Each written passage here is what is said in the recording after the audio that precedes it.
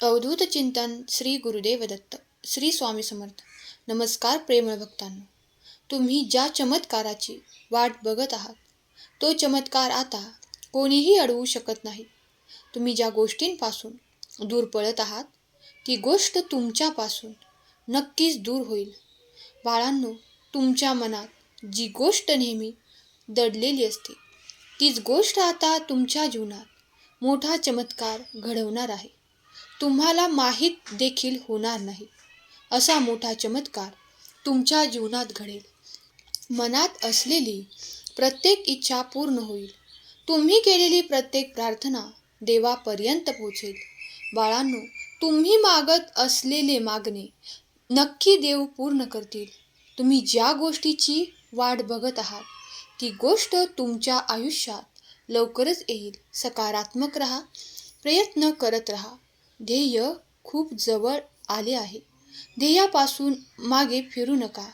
विश्वास असल्यास कमेंट बॉक्समध्ये स्वामी आई माझा विश्वास आहे कमेंट करा आणि हा महत्त्वाचा संदेश शेवटपर्यंत ऐका.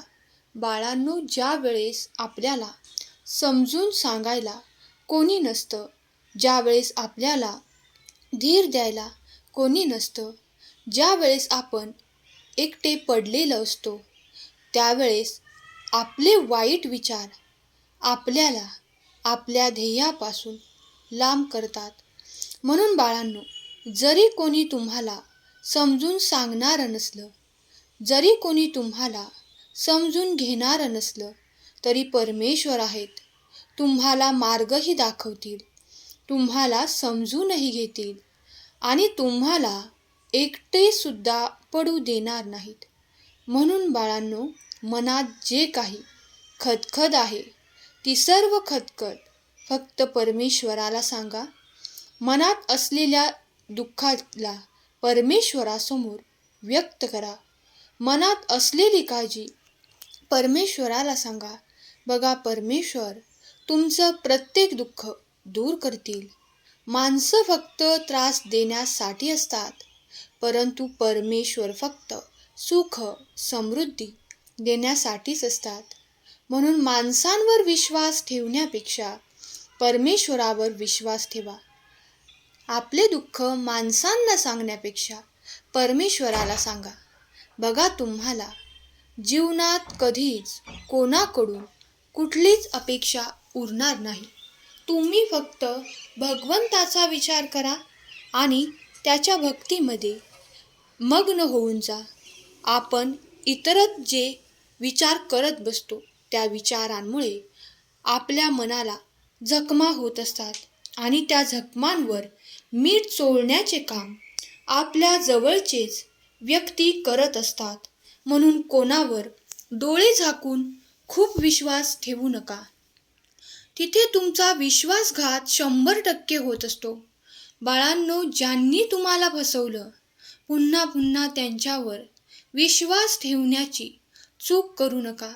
ज्यांच्यामुळे तुम्हाला त्रास होतोय त्यांच्यापासून लांब राहायला शिका.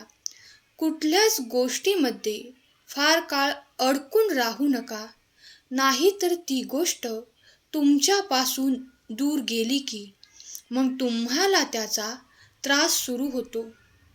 प्रत्येक गोष्टीसाठी उत्तर आहे, प्रत्येक समस्येसाठी समाधान आहे.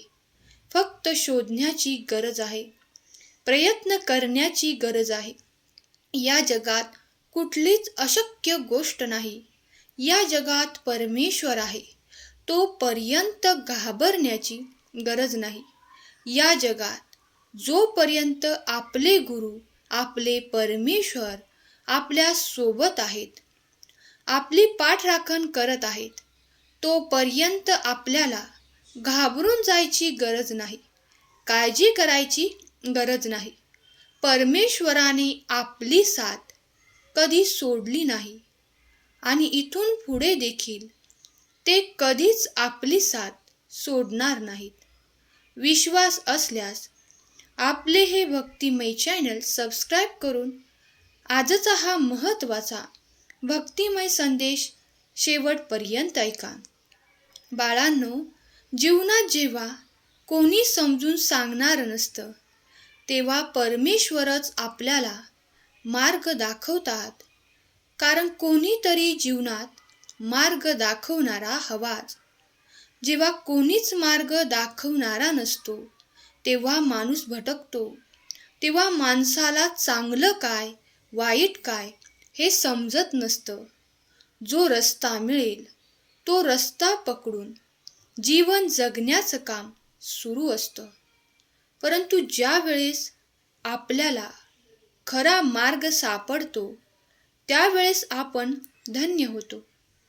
आणि एकदा खरा मार्ग सापडला की माणसाला त्याचं ध्येय निश्चित करायला सोपं जातं. आणि एकदा ध्येय निश्चित झाले की मग त्या मार्गाने आपल्याला जावं लागतं. म्हणून जीवनात काहीही करताना पहिले अगोदर ध्येय निश्चित करा. ध्येयाला आपल्या मनाने जे करता येईल ते प्रयत्न करायला सुरुवात करा. जीवनात जी कोणतीही अडचण येईल ती प्रत्येक अडचण देव दूर करतील. जीवनात जे काही घडेल त्या प्रत्येक गोष्टीसाठी देव तुम्हाला मदत करतील. बाळांनो, परमेश्वरावर विश्वास ठेवा. या जगात सर्वजण तुमचा विश्वासघात करतील, परंतु परमेश्वर कधीच तुमचा विश्वास तोडणार नाही. कधीच तुमच्या अपेक्षा भंग करणार नाही. कधीच तुम्हाला एकटं पडू देणार नाही. ज्यावेळेस तुमच्यासोबत कोणीच नसतं त्यावेळेस तुमच्यासोबत फक्त परमेश्वर असतात. आपले भगवंत असतात. म्हणून भगवंतांना नमन करा. त्यांचे विचार आपल्या मनामध्ये रुजवा. कारण विचारांनीच आपलं ध्येय आपण गाठू शकतो.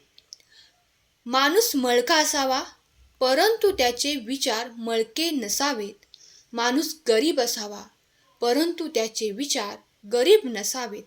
म्हणून माणूस कसा आहे हे बघण्यापेक्षा त्याचे विचार कसे आहेत हे बघा. ज्याचे विचार चांगले परमेश्वर त्याच्याच मदतीसाठी धावून येतो. कोणाबद्दल कधीच वाईट विचार करू नका. कोणाकडेच वाईट नजरेने बघू नका. आपल्यामुळे कोणाला मान खाली घालावी लागेल असं कधीच वागू नका. बाळांनो, परमेश्वराने जशी आपली निर्मिती केली आहे तशीच सर्वांची निर्मिती केली आहे. परंतु आपण भाग्यवान आहोत की आपल्याला त्याच परमेश्वराची सेवा करायला मिळत आहे. त्यांच्यापासून आपल्याला लांब जायचं नाही. ते सांगतील तेच खरं होणार आहे. तेच सांगतील तेच सत्य आहे.